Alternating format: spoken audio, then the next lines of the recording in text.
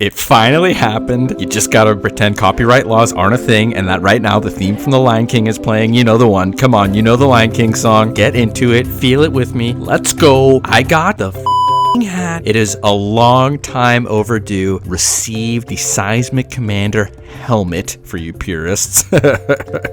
And my Devastator bleed build is officially complete, so I wanted to show it off and share it with everybody, which is what we're going to do in this video. We shall cover the pros and cons of this setup, the gear required to make it work, the skill tree, and obviously the skills utilized. I've had a long, tumultuous journey with the Devastator class in this game. It started off a little bit rocky insofar as I actually hated it.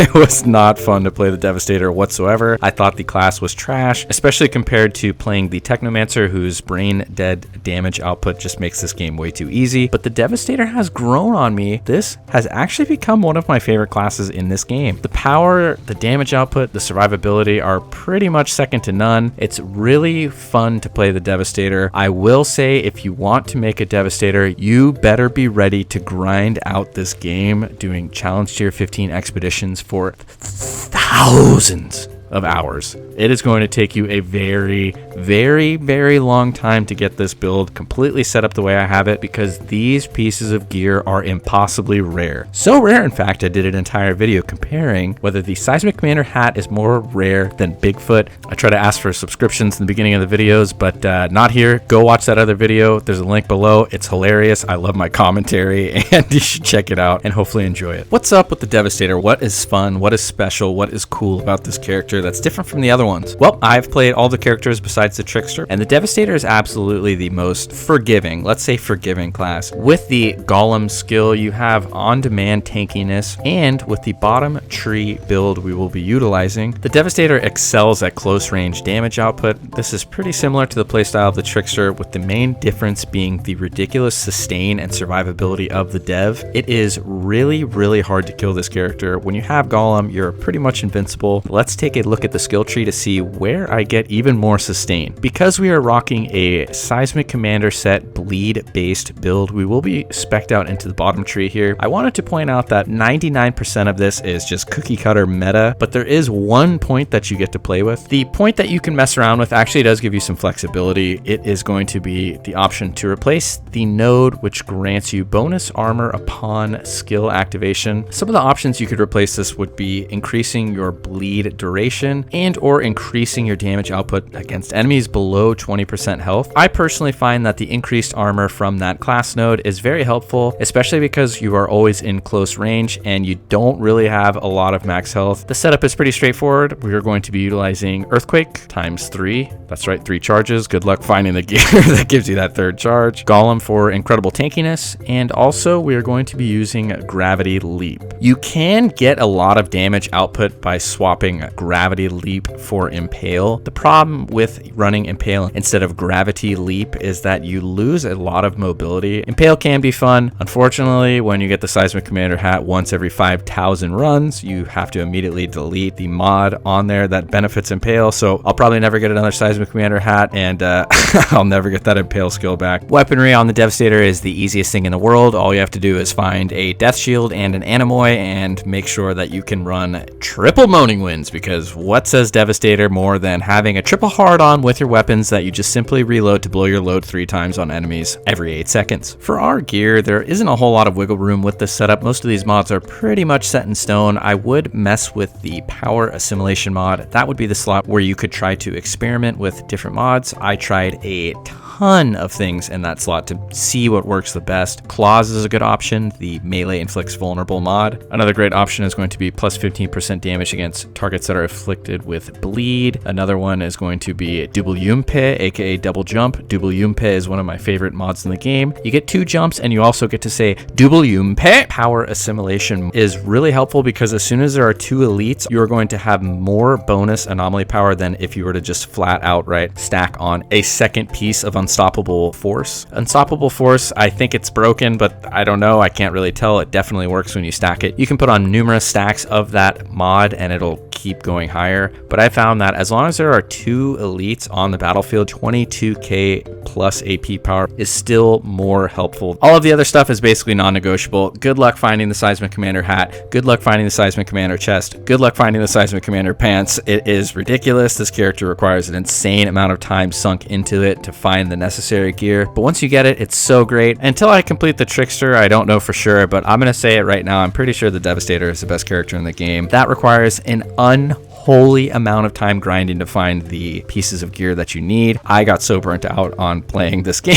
looking for that Seismic Commander hat. I've actually been getting hella casual and playing Shadow of the Tomb Raider, which is very fun. Regardless, it takes a lot of time to get this character set up. When you have it though, it is amazing. Death becomes a thing of the past. You have insane damage. You have insane dot damage with your bleed. Your melee is powerful. Your moaning winds just kick ass. You get in there. It's a frenetic, fun, fast-paced playstyle. And I've really become fond of the Devastator through my thousands of hours of gameplay is what it feels like. I hope you found some of this information useful or entertaining. I strive to make people laugh. Feel free, click a like, click a sub, click a comment, or go check out my other video about the Bigfoot himself versus the Seismic Commander hat. Which one is rare? I did the math. I have an answer. Go watch the video. Until next time, we out.